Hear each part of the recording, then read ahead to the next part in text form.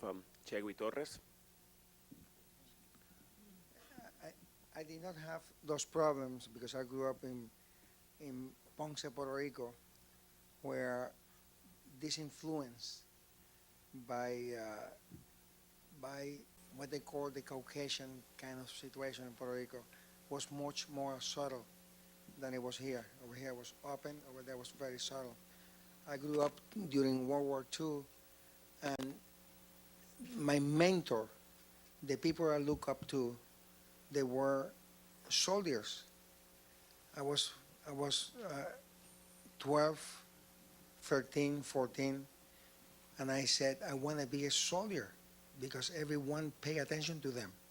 And of course, every soldier in my hometown, that was a dock town where boats used to come, they were all white, the soldiers.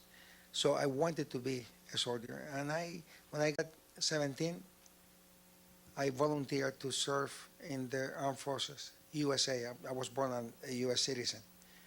And since 1917, all Puerto Ricans were forced to become American citizens by an American law done by the Congress of the United States.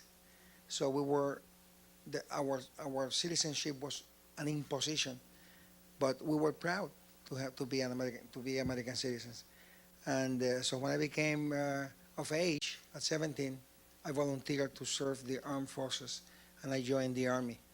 2 weeks later, I had depression, headaches, because these people who were ruling me, they were too stern with me. They were too firm, and I was used to be, to be with my family. And I was spoiled by the treatment I get from my mother and father and my friends and my relatives. And so now in the Army, I was 4.5 hours away from my barrio, and these guys who didn't know much were telling me what to do. So I was taken to a hospital. I used to have tremors every night. I was taken to a hospital, and while I was there, during examination, observation, I began to shadow box because I used to fist fight a lot in my neighborhood.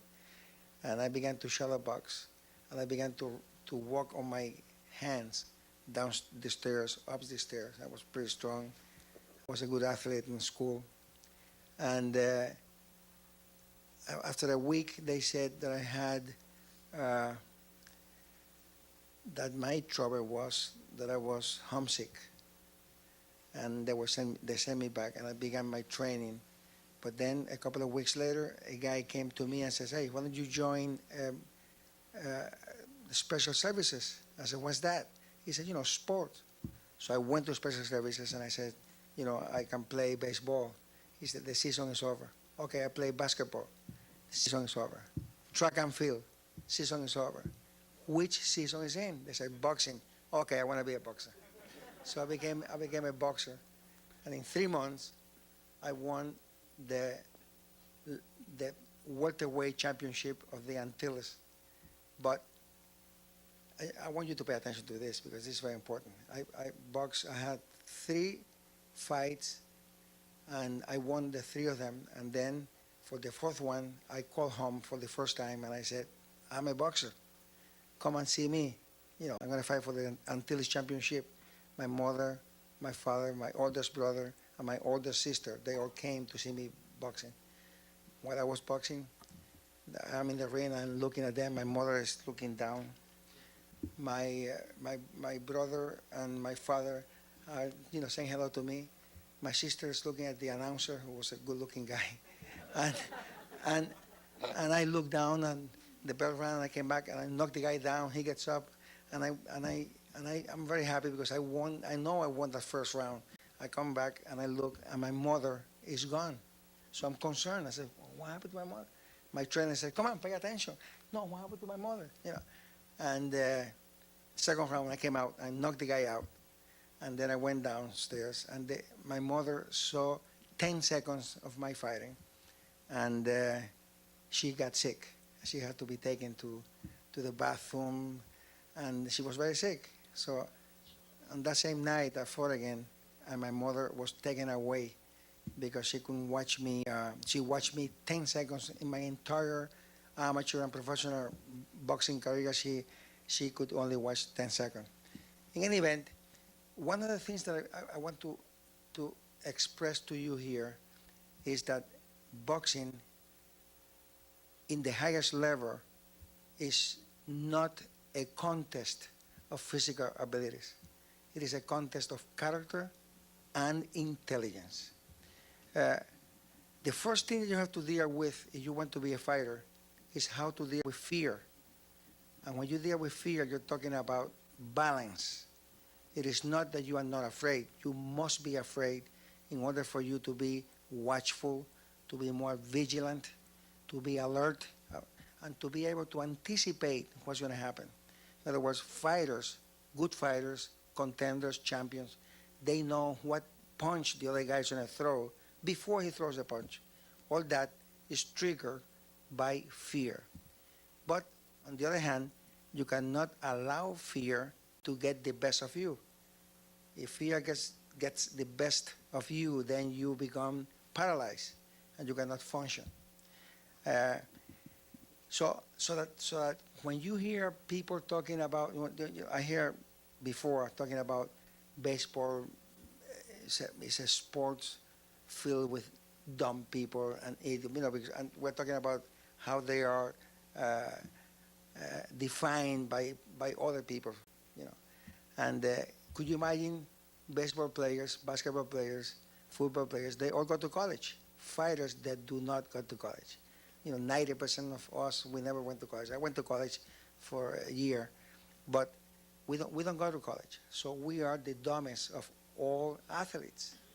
So it is okay for the people at large to accept Joe Louis as a super great champion, Muhammed Ali, the athlete of the millennium, and they are both black guys.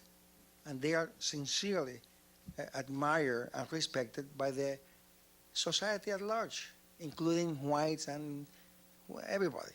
So why do you think that happens? Because all these people think that boxing is a contest of muscles and ability. The guy who punches hard, that's the guy who wins. The guy who punches fast, that's the guy who wins. And that's not true. It's the guy who punches when he has to punch, and the guy who punches where he has to punch. That's the guy who wins, not the guy who punches hard. Muhammad Ali, who was not considered a great puncher, he used to knock you out with one punch. Why?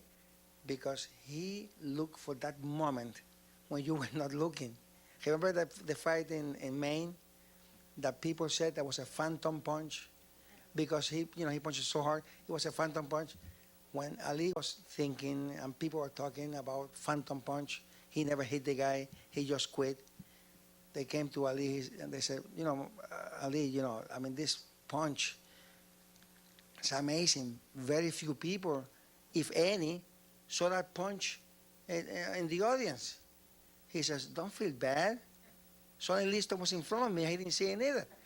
So he had an answer for everything. And that's the case. The punch that you don't see coming, that's the punch that knocks you out. It's not the hard punch, but the fast punch that you don't see coming. Ali was also I love to use Ali as the example of boxing being a contest of intelligence and character. Ali, from the physical point of view, and I want you to understand this, and I will explain, I will use metaphors so you can understand. Ali never punched below the jaw. He punched from here up. He never punched from here down. I became champion of the world with a body punch. I defended my title 4 times, and most of the fights that I won, body punches. Ali never punched to the body. So that means that he was limiting himself. When you throw a punch, so let me use a metaphor. When you are in a train track and a train is coming and you don't want to be hit by the train, you move to one side and the train goes by, or to the other side. or you lay flat on the tracks and the train goes over you. In boxing, it's the same way. Boxing, if a straight punch is coming, you move to the side, and the punch goes this way, or to the other side, punch goes this way, or you bend down and the punch goes that way. If you move back, the train is going to catch you eventually. And in boxing, if you move back, the straight punches is going to catch you, or the round punches, they're going to catch you if you, eventually, except if you are Muhammad Ali, because Muhammad Ali was an artist. He was a magician. He wanted, consciously or unconsciously, to show the world that boxing was here and not here. So he did everything physical wrong to use his mind, his brains. So he's the best example of all that. Talking about the politics of the sport, there's no doubt that whatever there is money, there is politics. And boxing is full of politics. I remember when I became the boxing commissioner in the state of New York. I was the chairman. I was the #1 guy there. And when I was named the chairman of the New York State Athletic Commission by Mario Cuomo, who was the governor at the time, there was one critic who had the best line. It was a beautiful line. I went to him, and I even paid him a dinner because it was so beautifully done. He says only one line. He says, when they ask him, hey, how do you feel about Jose Torres becoming the chairman of the New York State Commission? He says, he doesn't qualify. He knows boxing. And the message is very clear, that boxing was always run by politicians in New York State. And that was the first person who understood and who was more interested in protecting the fighter than in going to the politics of boxing, which no matter what color is the person who is running the promotional fights of the commission, no matter what color they do not protect the fighter. They protect themselves. Promoters are there to make money. The main function of a boxing promoter is money, to make money. That's what we were talking before here. It's about making money, and they make money. They don't care about fighters. Their business is boxing, not boxers. That's why no matter what color of the skin the promoter is, he's going to exploit fighters. And because most fighters are Afro-American, most of the exploited fighters are African-American, Afro-American. So that two things here. One, politics hard to deal with. And two, that boxers are, as black boxers and black champions like Joe Louis and Ali and are accepted because it is a physical thing. When I went to Harvard University to debate the president of the American Medical Association, who wanted to abolish boxing. He felt that boxing was too violent. I want to abolish boxing. I went there to try to prove to him that boxing is good to discipline young people, that boxing is here and not here, like Muhammad Ali showed. I showed, you know what this guy told it was about 600 students. He told the student group there that he, the doctor, can tell which punch caused Muhammad Ali's Parkinson's disease. When he said that, I began to shake my head. I was embarrassed that this doctor said that.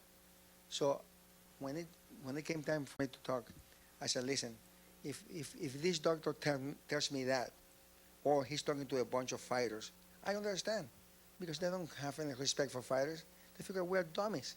We just throw punches and hurt each other, and we love violence.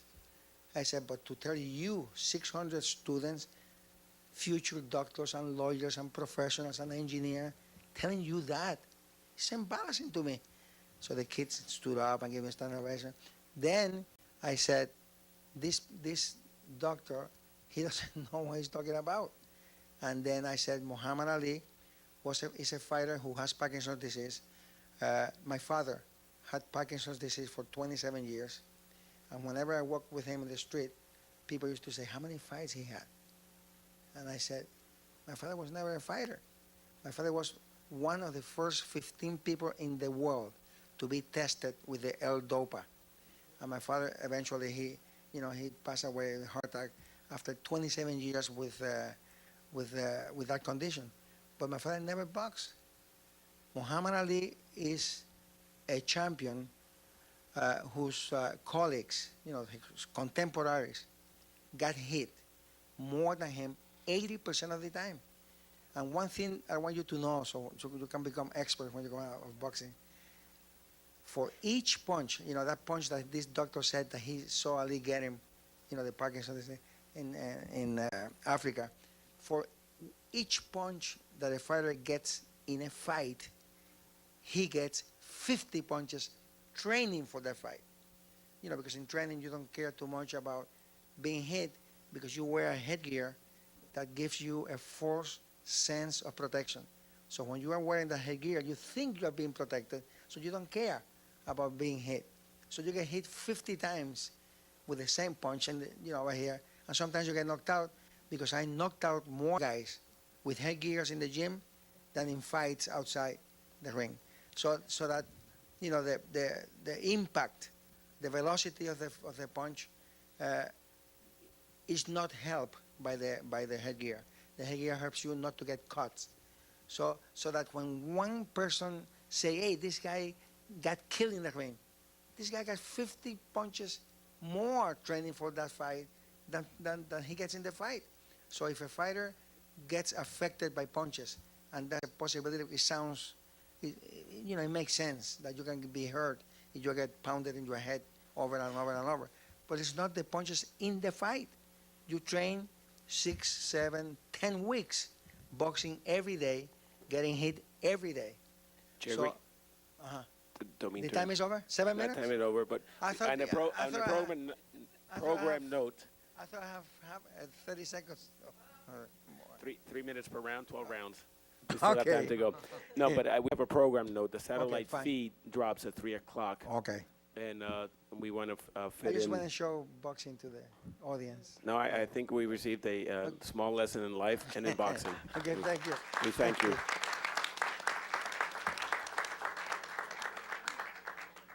And we'll come back to you, but we're going to now go to the question and discussion between our panelists. And we'll start with Professor Jeffrey Sammons and with Assistant Professor Keith Harrison, who are going to talk with Professor Silas. And given the time restraints, I think we have, but we'll go 3 or 4 minutes per discussion. And we'll start now. Jeffrey, do you want to take off? Yeah, I know one thing. I gave Jose Torres a ride over today, and I wrote a book on boxing which disagrees with him, but I am not going to debate Jose Torres. He's the smartest. I have a good left hook. Nah, you're right. But not only that, I must say that I've debated a lot of people, but none as sharp as you. And I won't go there. But I'd like to go to Professor Silas, and actually to bring Milt Campbell into this discussion too. One thing I want to say on a contemporary note, and then go into the historical part, is that you talked about this lack of blacks not having the kinds of incentives in their contracts that white players had back in the day, and there were these sort of unspoken incentives. But there's a new twist on that, it seems to me, in that some black players seem to be playing on commission. And Ricky Williams is a classic example of someone who signed a contract that is almost entirely based on unreachable incentives. He has one of the worst contracts in the history of professional sport. And in fact, his teammates are really hostile to him because he signed such a bad contract and set a really terrible precedent. But we can talk about that. But you, Professor Silas, played for the St. Louis Cardinals in a very turbulent era of the civil rights, black power. St. Louis is, I think, can be considered a southern city. You were also there during the Vietnam war, and I would think that Dave Megacy was probably a teammate of yours. So I'd like for you to talk about the atmosphere on that St. Louis team when you play there racially and politically.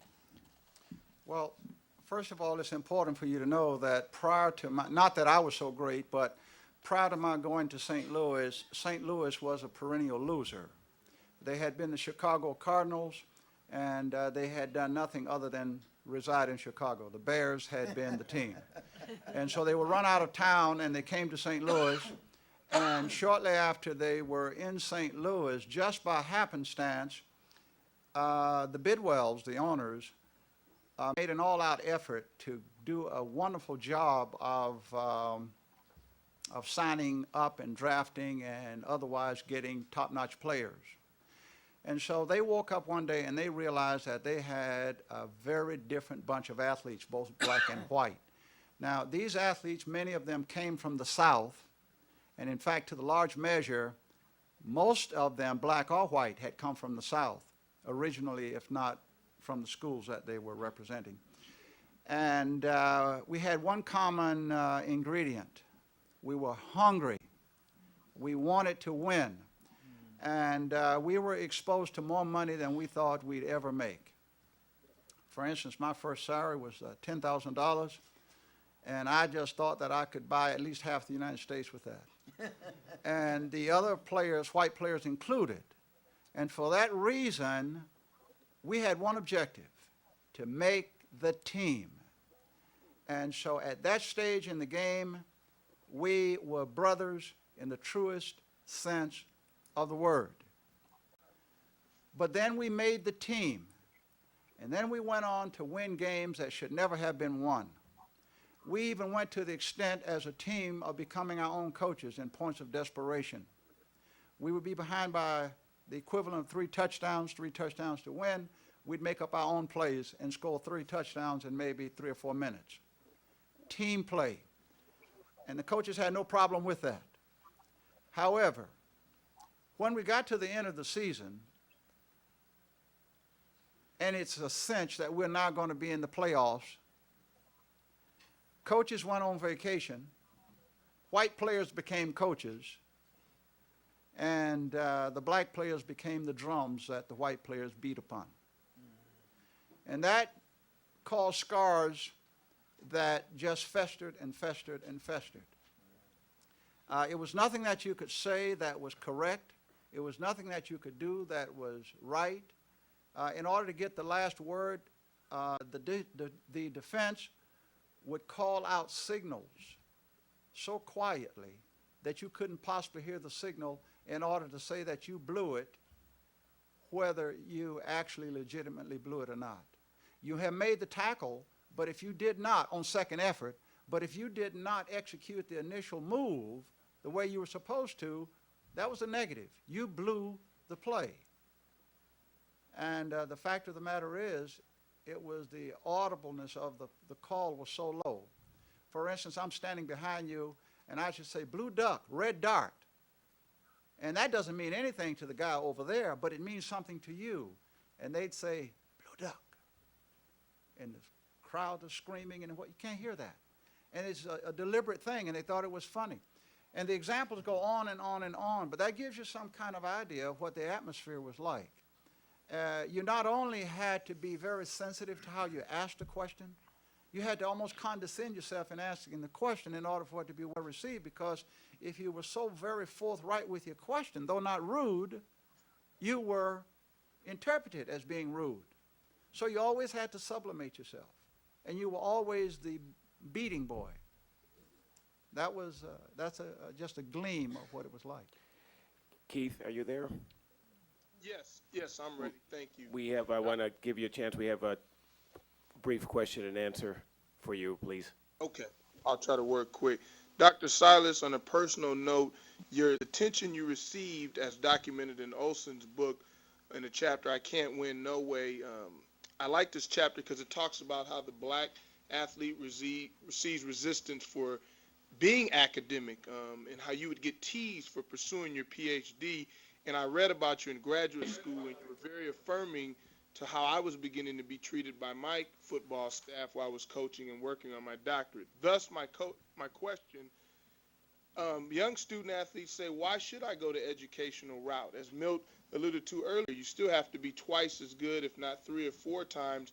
Why should they do both when they feel that if they invest in the academic end, they're still going to be resisted in those white-collar structures? Well, despite the fact that you are going to be resisted in the white-collar structures, despite the fact that you're never going to rise to the height of your potential, you still stand a better chance of living a better quality life, of having the preparation than not having it. If I might use myself as a case in point, I don't think that I will, and I'm not a pessimist by nature, but I'm a realist, however. I don't think that while on the one hand I will ever be challenged to my greatest preparation or ability, but at the same time I know for a fact that I live a better quality of life than I would have had I not done what I did. Because part of the life of an athlete, people say that you must do something else because you won't always be an athlete. Well, in a manner of speaking, that's not true. You are, to large measure, always an athlete. The only thing is you have an eggshell landing where society accepts you and loves you and supports you, or you were a horse's behind, they don't like you, and as a result, you make a crash landing and they always give you a hard time. In my particular case, I made an eggshell landing, and as a result, I do get some support that others don't get, but part of the punishment that others seem to savor in realizing the downfall of the athlete is that after they are through in athletics, it seems to be expected and enjoyed if, in fact, I, once your boss, can look at you and you are nobody without me. And so I think it's better to have than not have. Thank you, Professor I really Silas. enjoyed the words. Keith, thank you. Thank you, Professor Silas. Lawrence Hogan, are you with us? Yes, I am, yeah. Good. Okay, he's professor. I don't think you need to go into an Okay. introduction because we're very short on time. So but I'll I'm let you sure- throw the first pitch to Bob. Okay, well, actually, a question that is somehow addressed to Bob, but I think it's addressed to all of the athletes, and they've all spoken to it in one way or another, too. For everything that you've been in life and for all the goals that you've had in life and achieved, you were an athlete on a level that none of us here could possibly be. You gave yourself to a game in a special sort of way. Certainly Jose Torres spoke to that. And that game, that competition, came to mean something to you in ways that it's difficult for even us who are athletes in some level or another to associate with. And I wonder, I don't know how much time we've got left, but if you'd speak to, whoever wants to speak to that notion of the game and your connection to it as an athlete on the level that you were. You want? Okay, I'll speak to that. I think one of the, I think one of the most significant things in life that you have to do, and I think they say it in the Olympic Games, the greatest thing in life is not in winning, but in taking part. The essential thing is not to conquer, but to fight well. I think what young people have to learn today, and the younger athletes that are coming along today, is how are you challenging yourself?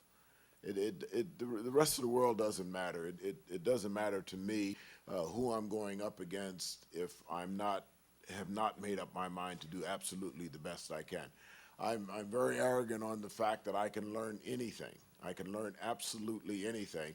I walked out of professional football and went into sales and marketing. I developed my own company, and I've been running that for 40 years. And, you know, I'm not making millions of dollars, but I'm making a heck of a good living, and I can increase it and lower it any time that I want to.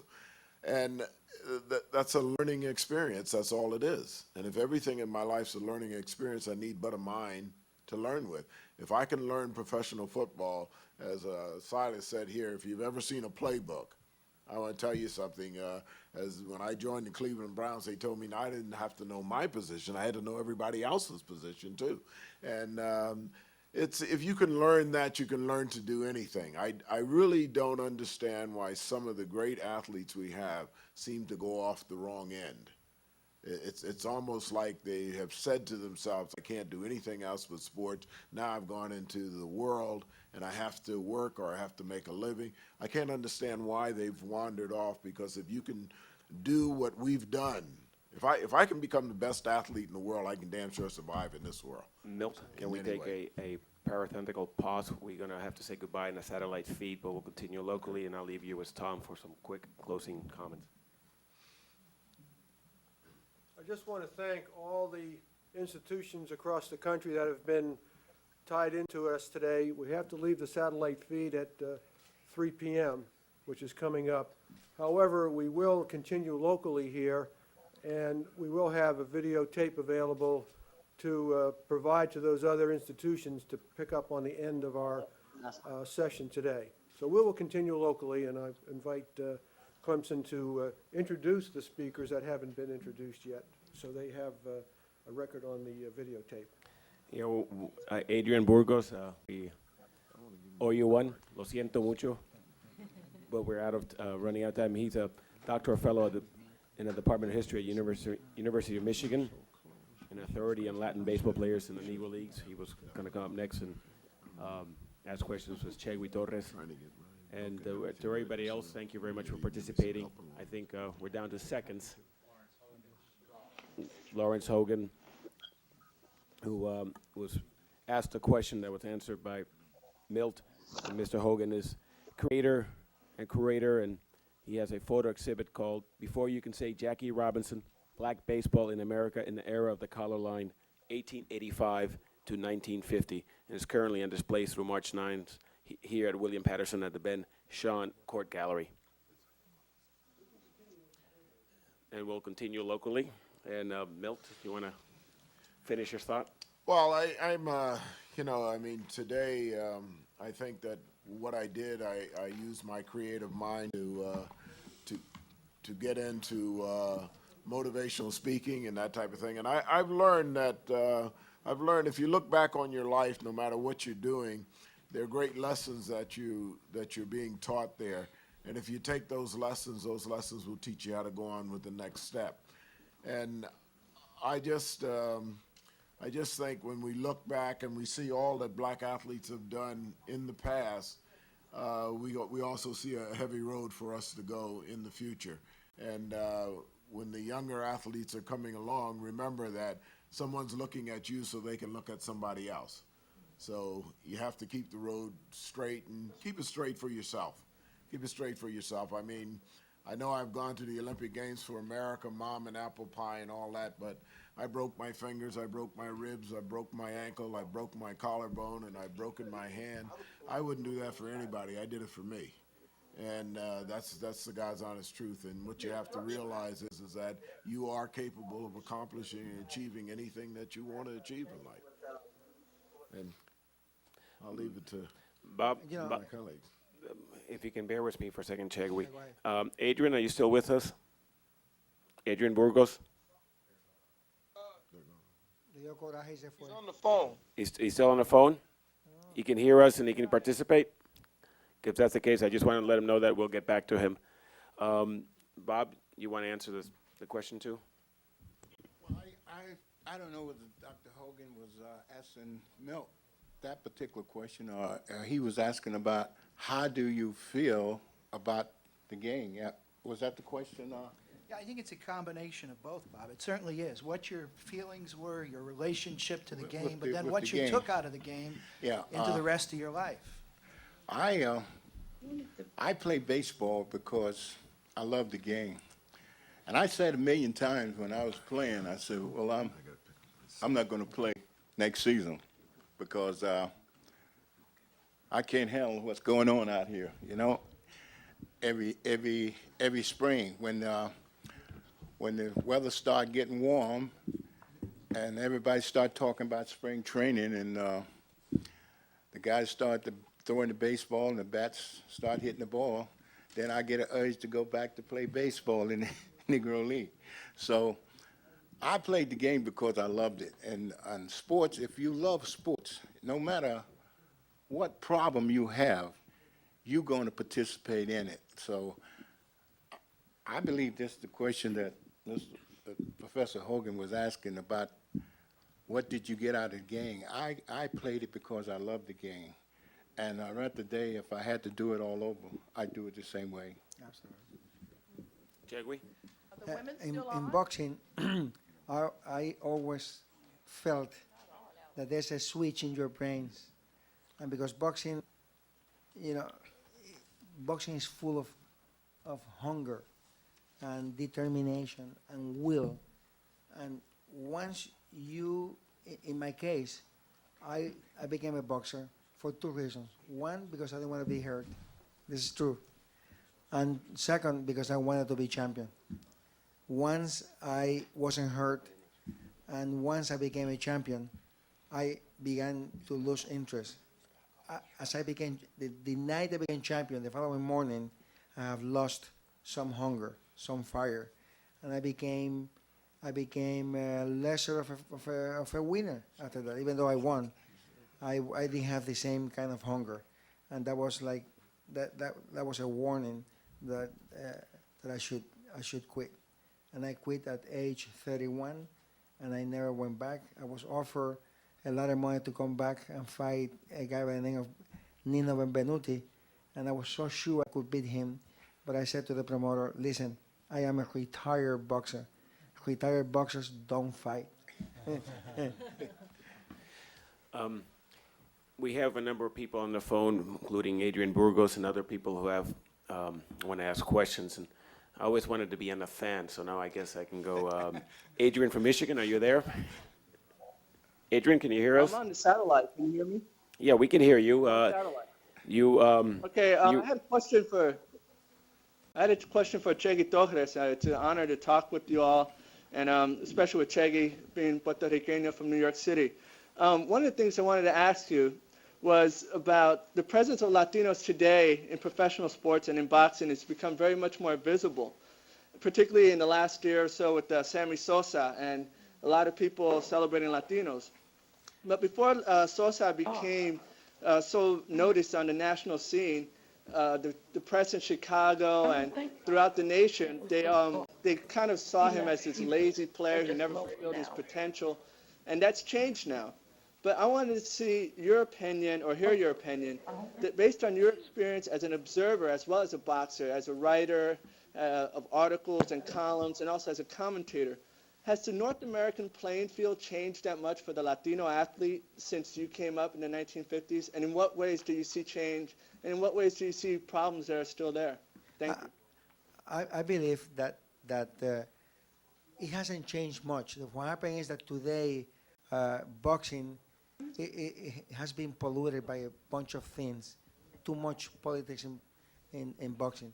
However, in terms of the Latino situation, you can see that people like Mark Anthony, people like Ricky Martin, Jennifer Lopez, the guy who just won, what's his name? Santana, who won all kind of prizes in Grammys. The Grammys. I think that we are getting even some respect finally in the United States. I think that more doors have been opened. You know, the first Puerto Rican champion in the history of boxing since the inception of boxing. The first champion was Sixto Escobar in 1932. The second champion was in 1962, Carlos Ortiz. The third champion was me, 1965. And from 65 to now, we have had 34 champions. I think that the more the dynamics of boxing and sports and Latinos, which by the year 2020 we're going to have like 25% of the population in the United States going to be Latino. I think we are opening doors. We are excelling in a bunch of situations, and that's part of the evolution of the world. It's like a natural thing. The dynamics of humanity is to grow, and I think that we are growing in many places. If I can ask a follow-up question that is specific to Senor Torres. Go ahead. May I? Go ahead, Keith. Adrian. What was the influence of your athletic career on your political activism after your boxing career? what happened with me was that before I was a champion, I used to defend all kinds of political issues having to do with Puerto Rico, and nobody listened to me. When I became champion, everyone began to listen to me. The mayor of New York, the governor of New York, the president of the United States, they sent me a letter, and I said, hey, I'm going to take advantage of this. If I'm going to be effective now because I'm champion and because of because of what the championship, means, I'm going to get involved. And I got involved, and for getting involved, a month ago I was arrested in a civil disobedience kind of situation with the Vieques bombing by the Navy. And I did not suffer. I was signing autographs, and I remained 3 hours in jail signing autographs. So Who were you signing for? That's true, for the police. For the police officers? Who were with us. The police says, I'm with you, Mr. Torres. I agree what you're doing, but I have to handcuff you. And for the first time in 20 years, while they were transporting me from the United Nations to the police headquarters, which was 10 minutes later, for the first time in my life, after I was handcuffed in the back, I have an itch in my nose for the first time in 20 years, and I couldn't scratch my nose. That was the main trouble that I had when I was arrested. I have a follow-up question to that incident, and that was obviously a peaceful demonstration about Vieques. Those who don't know, Vieques is one of 2 islands on the east coast of Puerto Rico. It's an offshore island. Offshore. The U.S. military owns a big chunk, more than a third, and have used it for target practice and amphibious landings. It's ideal for the Marines and the Navy, but For 60 years. 60 years. But it's also a Navy base in a populated area, which is a That's problem right. that you have seen across America in the last decades. And what's happening now is that through means of process, they're trying to get the Navy to move.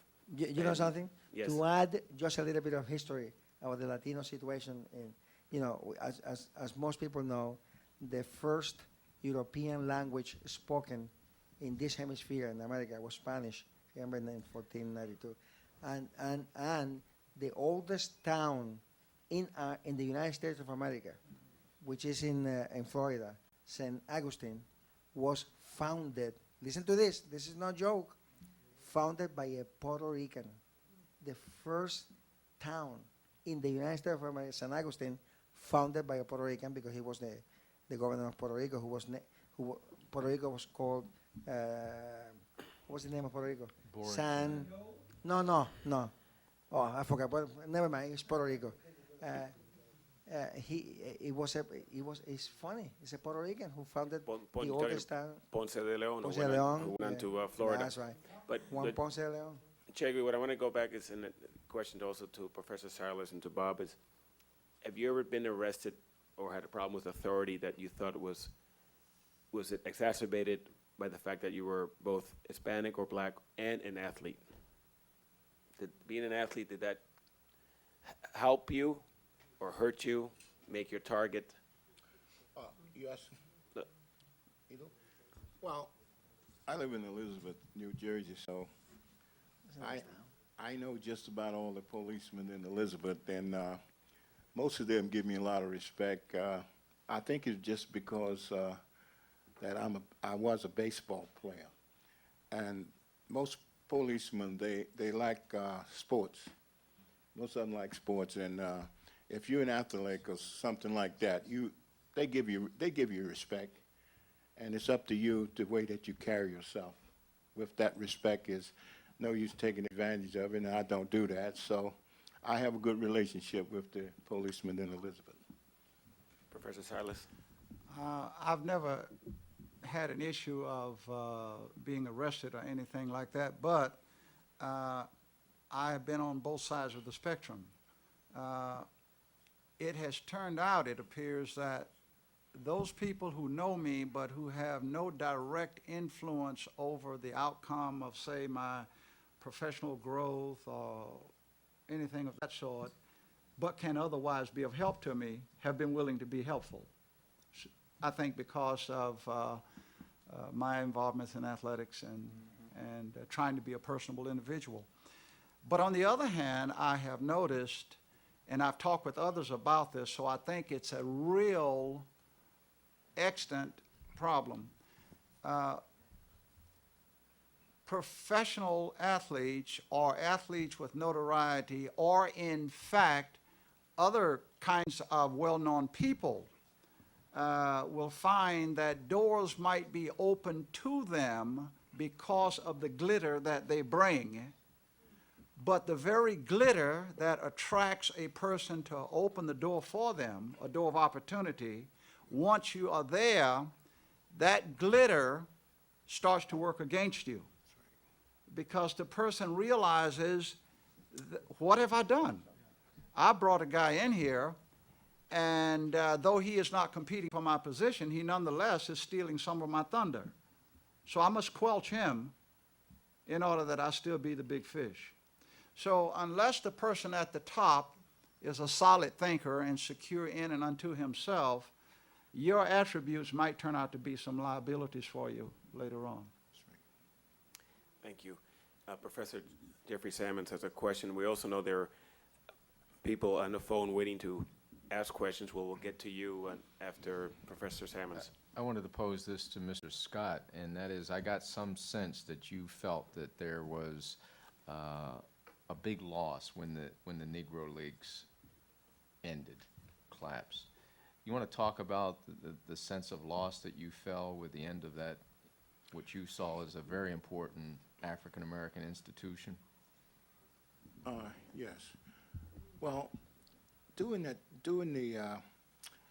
1920s to the 1950s, that was, the Negro League was just about the biggest thing that the black peoples had during that time. And most of the peoples, they enjoyed the game. They dress up with their suits and their hats, and they come to the game like they went to the church. So it was a big thing for them. And that's about the only franchise that we had during that time.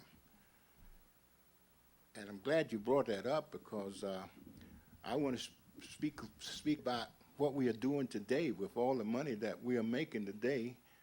We don't own anything. And I can't understand that. And we made pennies back during those days when I was playing baseball back in the 40s and the 50s, and black people owned it just about everything.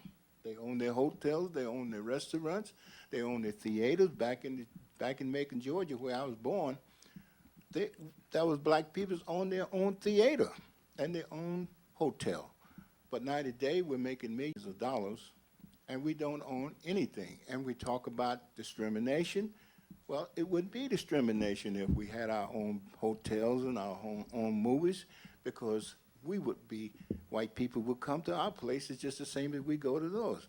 So we got to start getting something for ourselves. And when the Negro League was broke up, I think that killed everything about the black race. They just didn't want to own nothing else, or they couldn't own nothing else. But now that the door has been opened, they're making millions of dollars. I can't see why they can't get together and start owning something. Professor Silas? One of the problems that I see tied in with this is that that old adage that the rich get richer and the poor gets poorer. It's all relative. Yes, we have a lot of us today making millions of dollars, but when you look at the people who are in the power structure, who are making so much more, they are better able now to close the door than they were a few years back. Let me give you an example. I remember the time when the Dallas Cowboys were cited as being worth $60 million. We thought that was an insurmountable amount of money. You just couldn't add that much on one calculator. Well, Walter Payton, after he retired, was touted as being one who was wishing to become the owner of an NFL team. And Walter Payton was able to show that at this point in time he could, either from his own holdings or from what he could raise, was worth $60 million. With $60 million at that point in time, was a lot in comparison for a black or minority to have, but the value of a franchise at that point in time was worth maybe 3, 4, 5 times that much. So the pace is outrunning the money. So it becomes all the more difficult for a minority to own the money unless they pool the money. You take a Michael Jordan, he's different in the sense that he made a lot of money through various other avenues very, very, very quickly. And he became such a name, perhaps I would say through accident, because the power structure would have no reason for Michael Jordan to mushroom into the name that he has mushroomed into. But it's like the floodgates. It takes every building with it once the floodgates have given way. And so that's what happened, and he grew uncontrollably, and as a result is able to take care of certain types of business that you talk about. Right. But Michael Jordan is a societal accident. Yes, absolutely. Yes, yes, yes. We'll take some questions from the public. Kindly say your name and Oh, yeah. Hi, I'm Roland Rogers. I'm Chief Executive Officer for BlackAthlete.com. My question is to Robert Scott. You talked about the Black Yankees. A little over, I guess it was 2 months ago, I did an interview with a noted New York City journalist. His name was Art Russ Jr. And Mr. Russ indicated to me in that interview that Babe Ruth was black, speaking of the coloring of the American athlete. Now, you being one of the old Negro League players, I'm wondering, can you recount situations back then? But he had, Mr. Russ had indicated that Babe Ruth was adopted, and that during a dinner, a noted white sports writer had, him and Mr. Russ had a conversation, and this guy had sort of indicated that Ty Cobb, who was a card-carrying racist of the Ku Klux Klan, refused to sit down at the same table with a, quote, nigger, unquote, and that Babe Ruth was the only person there at that point. And, so, Mr. Russ has sort of told me time and time again that, it has been substantiated, not only in the black community, but it was well known throughout the Negro Leagues. Well, during the time, excuse me, during the time I was in New York, I got a chance to see the Babe play a little bit, but he was getting sick. So, and 46, he was getting to be sick, so he went out. But most of this talk went on around New York there about Babe Ruth, that he was tapped as a black ball player. Reason so because he was so good that they thought he couldn't be white if he was that good. So, and that was the talk about Babe Ruth, and he had a lot of habits he had relate back to black ball players. So they tapped him as a black player. Like Bill Clinton is black. No, but I've heard that story too at the time. This is a question, Dave Rosenbaum, newspaper from Hackensack. Any of the gentlemen on the panel? Mr. Rocker, you're now commissioner of baseball. Any comment on Mr. Rocker? I'd like to hear from anybody on the panel. Well, I'd like to comment on him because he's from my hometown. And I just think that John Rocco, is just a big, dumb country boy. Don't mean no harm at all. He just was shooting off at the mouth and didn't realize what he was saying. And if I was in baseball or the commissioner or anybody in baseball, I would kind of overlook what Rocco says because I think he's off of his rockers. He's just a young, dumb country boy. That's all he is. And he doesn't mean any harm. It doesn't mean any harm at all. And Andrew Jones I think he was his roommate right there in my hometown, Macon, Georgia. So he even taken him to his house. He stayed with him. So I don't think he's a racist. I just think that he's just a big dumb country boy. Didn't really know what he was saying. Anybody else? So I really wouldn't hold it against him. Thank you, Bob. Anybody else have a comment? Jose, you were commissioner? What were you doing? Suppose it was, I'm from Puerto Rico. and he did malign the Hispanic as far as the black community, Hispanic, the gay community, any comment? No, my reaction was exactly like his. I thought that was a dumb kind of thing that he did. And I swear, I said that the guy is just a dummy in saying those things. But I don't think that he was really a racist. This is not a question, but I heard that Babe Ruth had terrific appetites. In fact, he used to come to Jersey because I was at his 100th birthday, and I met people that played with Babe Ruth. And Babe Ruth liked three things, basically. Food, he could eat 18 hot dogs. Women, he could have 3 women in one evening. And also, and kids, but not as a pedophile. Children were crazy about him. And I had heard that rumor that he was part black, not because of his ability, but it was never proven. That's all. Anybody else? The second one, I think is very common on males, not only athletes. Or liking women. That's right. Any more questions from the public? Jeffrey, go ahead. Jose Torres had some very interesting story, or many interesting stories, but one I think you should tell before we leave. No. Which one? No, this is about Roberto Clemente, who's one of my favorites. Okay. What- I was campaigning in Puerto Rico for the local candidate for governor. And I was there with my wife and my kids. And my kids one was below a year, or 7 months. The other one was a year and something. And I went there to baptize them.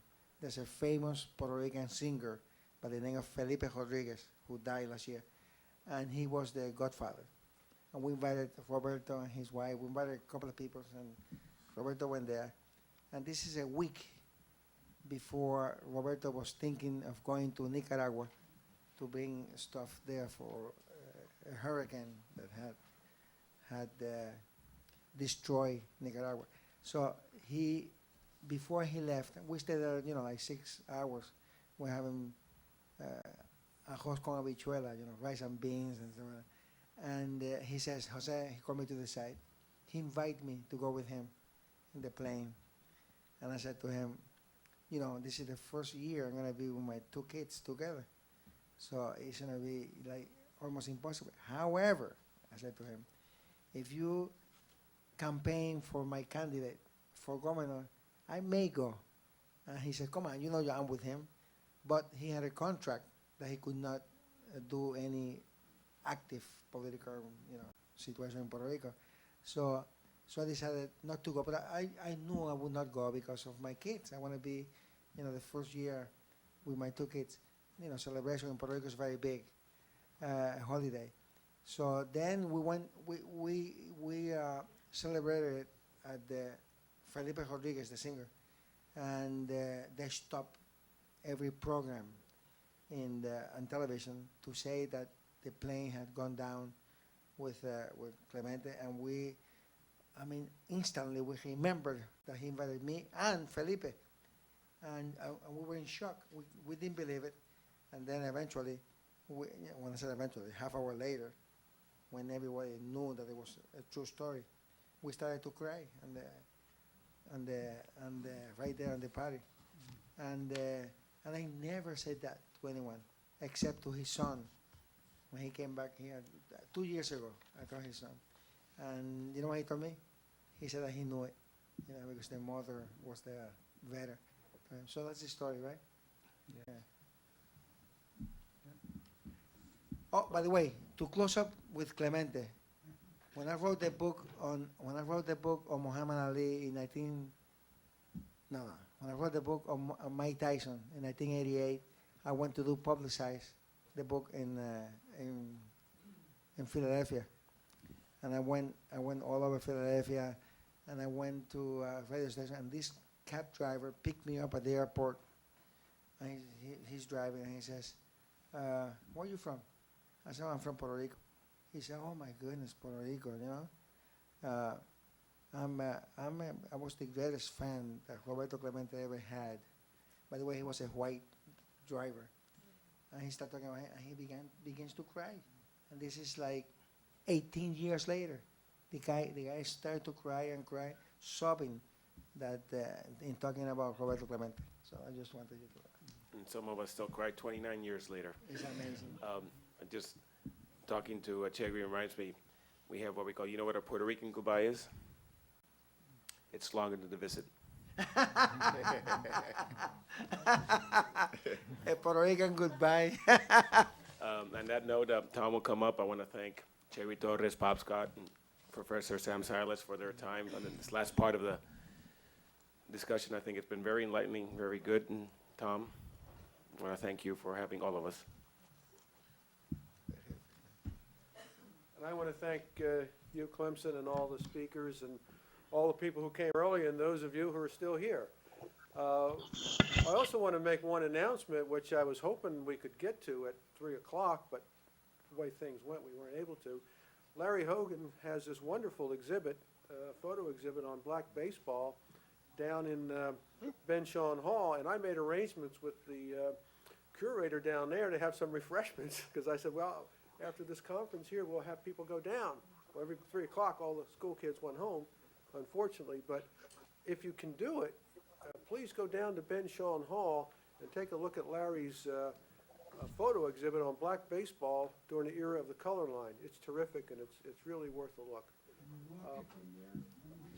Is there? You can walk. It's about I'd say about an 8-minute walk from here.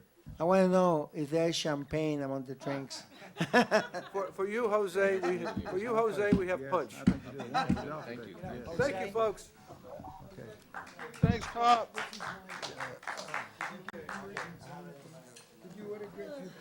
You all still here? Should I do it on here? No, on the other side. Okay. To Dave? And Ruth. Okay. Roberto,